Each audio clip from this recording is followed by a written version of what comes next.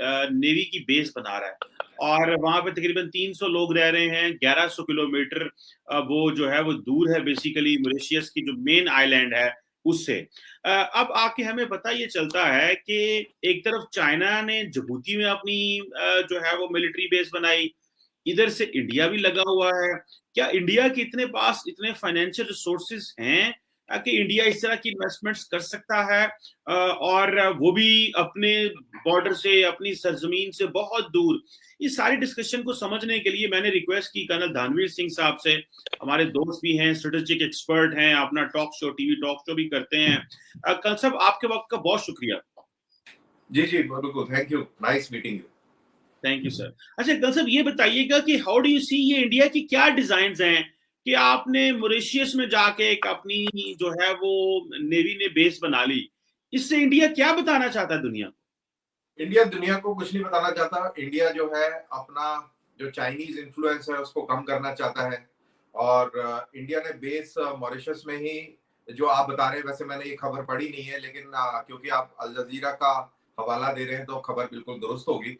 तो मेरा ये मानना है कि इस तरीके की एक्टिविटी करनी इसलिए जरूरी है कि आपने चाइना को काउंटर भी करना है, और चाइना को काउंटर करने के लिए आपको ये बेसबाजी करनी पड़ेगी।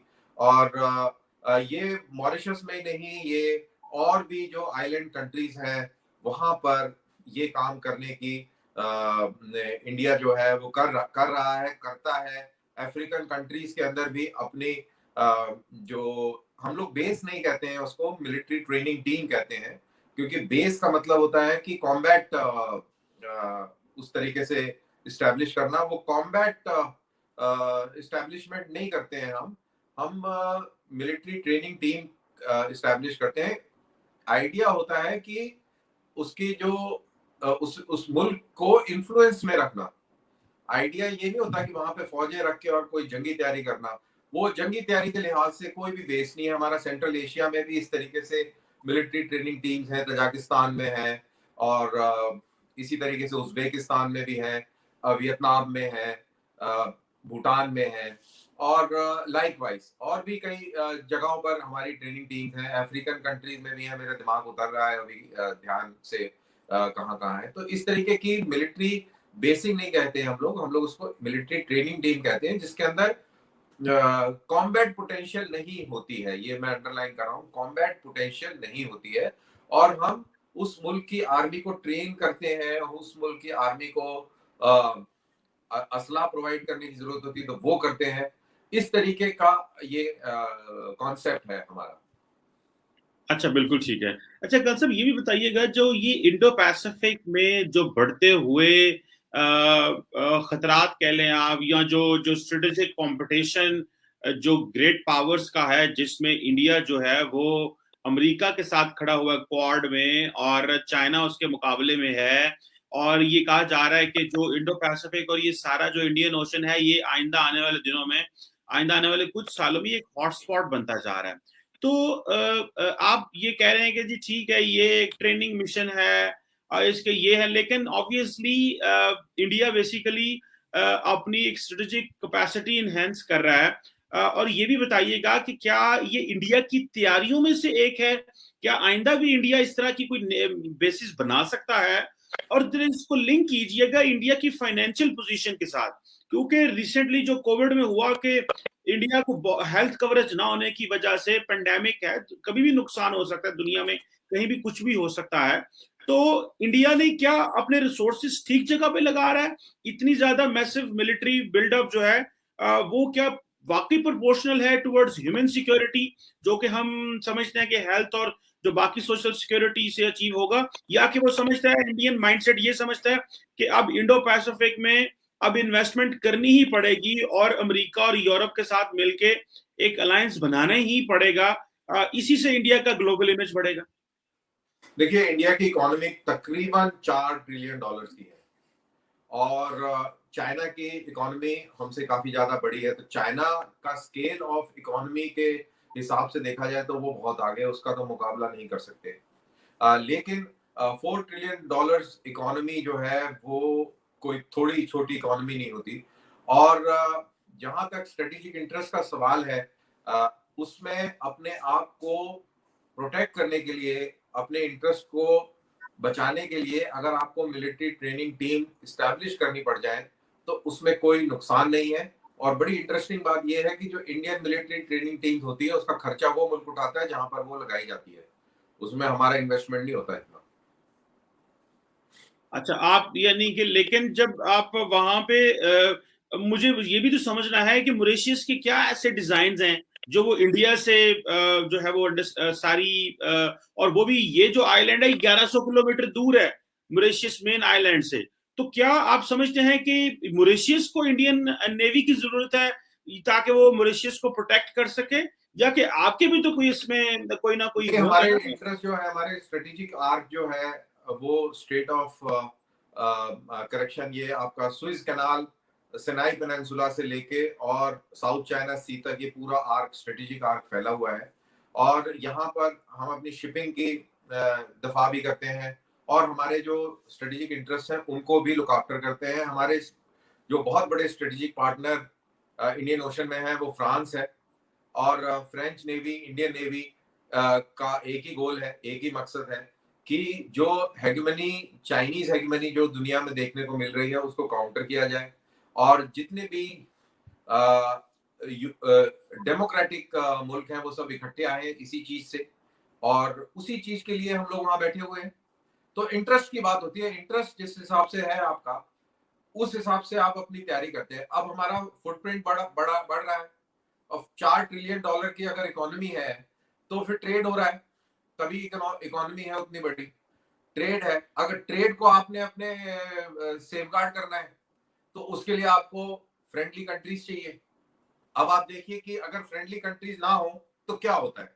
इसराइल और ईरान के बीच में देख लीजिए, अभी हाल ही में उनकी शिपिंग के ऊपर ईरानियों ने हमला कर दिया। अब इजरायलियों ने भी धमकी दे दी कि हम भी कुछ करेंगे। तो ऐसे फिर क्या होता है, ऐसे ट्रेड पे खतरा बढ़ जाता है। पहले सी पायरेट्स होते थे, सी पायरेट्स कम हो गए तो कोई और खतरा खड़ा हो जाएगा। और कल अगर ईरान और इजराइल के बीच में जंग होती है तो इंडिया का स्ट्रेटेजिक पार्टनर है इजराइल, उसकी भी हेल्प करनी पड़ेगी। हमारा स्ट्रेटेजिक पार्टनर अभी सऊदी अरेबिया और यूएई डेवलप हो रहा है। तो अगर कोई ऐसी सिचुएशन मिडिल ईस्ट में पड़ती है तो कहां से असिस्टेंस आएगी, कैसे होगी, नेवी नेवी का गेम कैसे खेला जाएगा। वो Indian navy blue water navy है, ब्राउन वाटर नेवी नहीं है, तो वो deep inside the ocean game खेलने की कैपेबिलिटी रखती है, उसमें ये ताकत है। तो उसी हिसाब से वो अपनी ताकत को नजर रखते हुए, अपने इंटरेस्ट को नजर रखते हुए, अपने अपना जो स्ट्रेटेजिक जो आपका जो स्फीयर है उसके अंदर आप रहते हुए और अपने पूरे उसकी दिफा करते हुए, तो ये आप ऐसी तब चीज बनाते हैं, प्लान बनाते हैं, और वो आप देख रहे हैं होते हुए। अच्छा कल साहब, एक मिलिट्री के रिलेटेड सवाल है आपसे, क्योंकि आप फौजी हैं, आर्मी से हैं।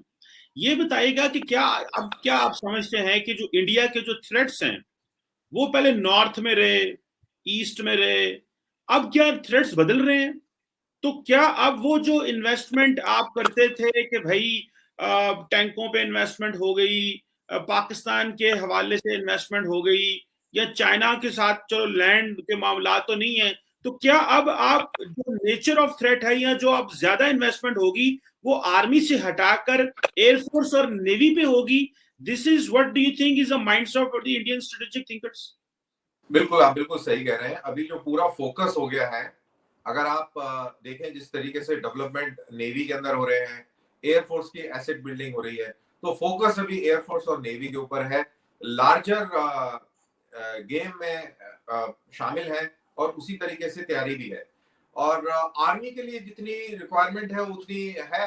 और जो फिलहाल लो लेवल थ्रेट जो जो है उसके लिए आर्मी के पास इक्विपमेंट और वो सब पूरा है, तो वो कोई इशू नहीं है। लेकिन अभी अभी जैसे अभी एक नेवल एयरक्राफ्ट कैरियर भी बन रहा है, उसके बाद में तीसरा भी बनना है, फिर न्यूक्लियर पावर सबमरीन्स जो है वो टोटल 6 बननी है। उसमें सब सरफेस न्यूक्लियर मिसाइल अटैक वाली सबमरीन्स अलग है, anti shipping, anti submarine nuclear missiles, nuclear submarines अलग है।